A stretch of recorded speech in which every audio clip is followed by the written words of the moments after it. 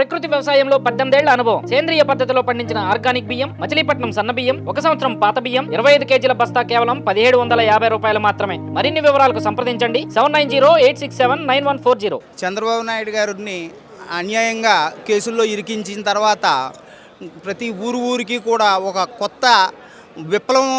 ఇదివరకు గతంలో 1947 స్వతంత్రం వచ్చినప్పుడు ఏ రకమైన భావాలు వచ్చినాయో అటువంటిది ప్రజల్లో వచ్చి ప్రతి ఇంటికి కూడా చంద్రబాబు నాయుడు గారిని అరెస్ట్ చేయడం చాలా తప్పు అని చెప్పేసి ప్రతి ఒక్కరూ కూడా భావించి అందరూ ఏకమే ఈ ట్రిప్ మనం తెలుగుదేశాన్ని గెలిపించుకోకపోతే మనకి మనుగడ అనేదే లేదు, మనం అందరం కూడా మూటముళ్ళు సర్దుకుని కర్ణాటక, తెలంగాణ, తమిళనాడు వెళ్ళే పరిస్థితి వస్తుందని బీసీల్లోనూ చాలా ఉవ్వెత్తిన తరంగాల్లాగా ఈ సభకు రావడం జరిగింది.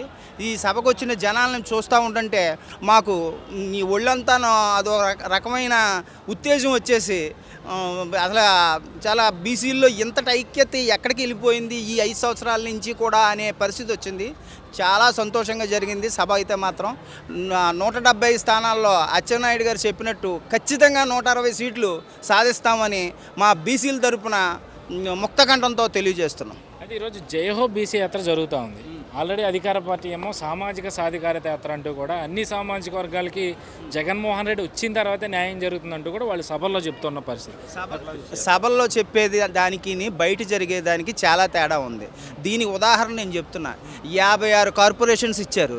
56 కార్పొరేషన్లో ఉత్సవ విగ్రహాలుగా ఉన్న చైర్మన్లే తప్ప వాళ్ళకి ఏ విధమైన అధికారాలు లేవు, కుర్చీలు కూడా లేవు, నిధులు లేవు, విధులు లేవు. నిధులు లేనిది విధులు లేని ఒక అధికారమేనా?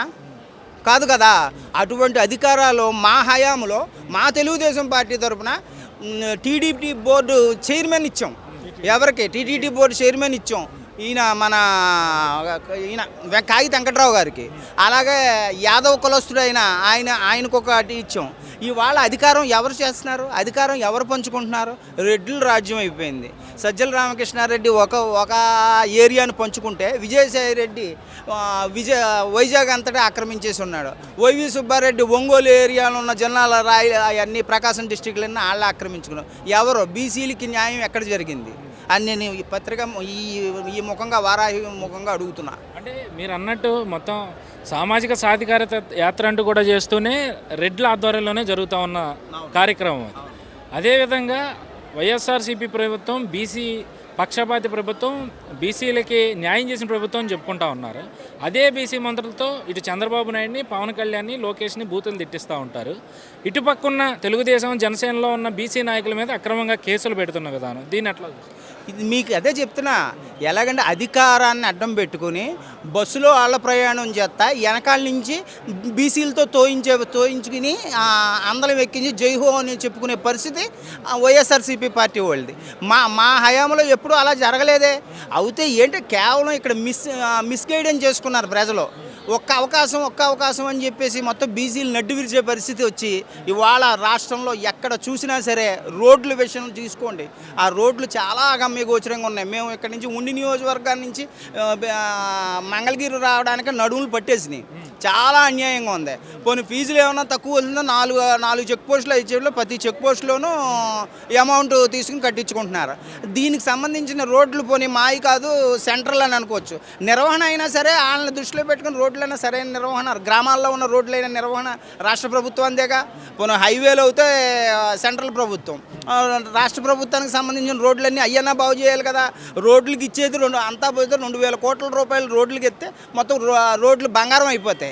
ఈయన నెలకు వచ్చేటప్పటికి ఆ 2000 కోట్ల రూపాయలు లెక్కర్ డబ్బుల్లోని జేబులో వేసుకుని వేరే రాష్ట్రాలకి, వేరే దేశాలకి తరలించేస్తున్నారు. డబ్బులు లేకుండా మీకు ఆదాయం 294 కోట్లు ఒక్క డిసెంబర్ 31 రోజునే అమ్మకం జరిగింది, లెక్కర అమ్మకం. ఈ లెక్కర అమ్మకం బ్లాక్ అంతా ఎక్కడికి వెళ్తుంది? వీటికి ఏటీఎం కార్డులు తీసినా ఏదైనా పర్మిషన్ ఇచ్చారు కానీ ఒక 2 నెలల క్రితం వరకు కూడా లిక్విడ్ క్యాషే కదా. లిక్విడ్ అంతా ఎక్కడికి వెళ్ళింది? దాని ఒక బాటిల్, ఒక క్వార్టర్ బాటిల్ వచ్చి ఇదివరకు 60 రూపాయలు 70 రూపాయలు ఉండేది. ఇవాళ 150 నుంచి 200 రూపాయలు క్వార్టర్ బాటిల్. దాని విలువ వచ్చి ఏళ్ళకి చెందేది 22 రూపాయలే కిడుతుంది. 22 రూపాయలు కిడేది 200 రూపాయలు అంటే వాళ్ళ మొత్తం ఈ డబ్బు అంతా కూడా బ్లాక్ మనీ కింద లిక్విడ్ కింద వెళ్ళిపోతుంది. అందుకని ఏమి ఈ ట్రిప్ మాత్రం 2024లో బీసీ కులస్తులు అందరూ కూడా ముక్తకంఠంతో చెప్తున్నాను. అందరూ కూడా చక్కటి మంచి మనసుతో మన ప్రభుత్వాన్ని, చంద్రబాబు ప్రభుత్వాన్ని ఎన్నుకోవాలని, 175కి 160 సీట్లు గ్యారంటీగా గెలిపించాలని మీ అందరికీ